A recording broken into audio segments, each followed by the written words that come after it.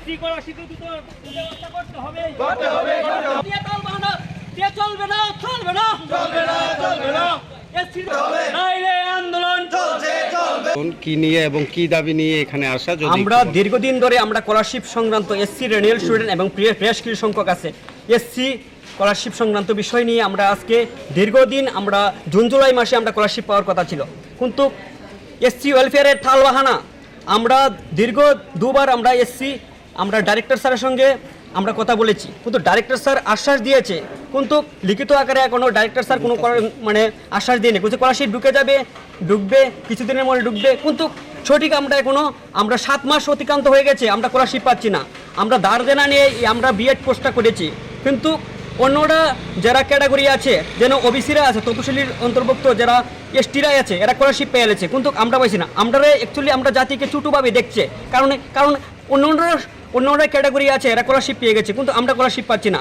আমরা স্টুডেন্টরা দীর্ঘদিন যে স্কলারশিপটা না পাওয়াতে আমরা ধার দেনা নিয়ে এই কোর্সটা আমরা করেছি, বিএড কোর্সটা, ঠিক আছে।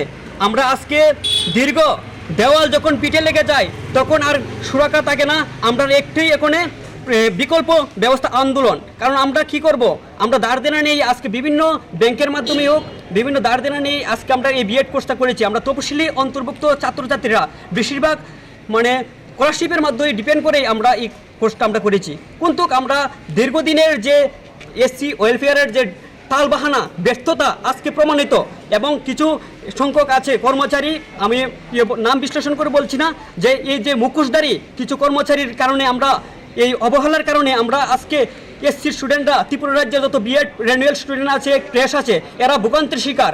এরা কি করবে? এরা কেরিয়ার দেখবে না ওদের ধার দেনার ঋণের পূজা বসবে? স্কলারশিপের দাবি আমরা অনেক দিন ধরে এখানে যাতায়াত করছি, সবাই আমাদের দীর্ঘ 7 মাস হয়ে গেছে। এর আগেও আমরা আগস্ট মাসে এসেছি, সেপ্টেম্বর মাসে এসেছি, ওরা বললো পুজোর আগে চলে যাবে, হয়ে যাবে, কিছু টেকনিক ইস্যু রয়েছে। কিন্তু যতবারই আমরা আসছি ততবারই একই রকম কোনো না কোনো রিজন ওরা দিচ্ছে। বেশি করলে ওদের কোনো অফিসার আছে আমাদের সঙ্গে দুর্ব্যবহার করে, এরকম বলে আমরা মেয়ে বলে ওদের পাত্তাই দেয় না।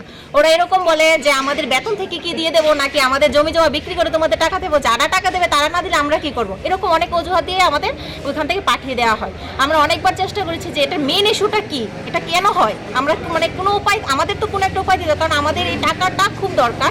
কারণ আমরা অনেকের কাছ থেকে ধার নিয়ে আমরা স্কলারশিপের টাকাটা দিয়েছি, কারণ আমরা স্কলারশিপের যে টাকাটা আমরা পাবো ওটা দিয়ে আমাদের বহিরাজ্য থেকে যে আমরা বিএডটা করেছি ওই টাকাটা শোধ করতে হবে, কিন্তু ওরা আমাদের টাকাই যে এখন আমরা পাই না, ওখান থেকে আমাদের অনেক চাপ, যার কারণে আমরা ধার দেনা করে আমাদের ওই কলেজের টাকাটা মেটাতে হয়েছে। কিন্তু যার থেকে যে ধার দেনা করলাম ওদের তো একটা নির্দিষ্ট সময় দিয়ে আমরা করেছি, সেই টাকাই আমরা পাচ্ছি না, ওদেরকে আমরা কীভাবে দেবো? এখন আমরা কিছু বুঝতে পারছি না আমরা কী করবো, তার জন্যই আমরা এই আন্দোলন করছি।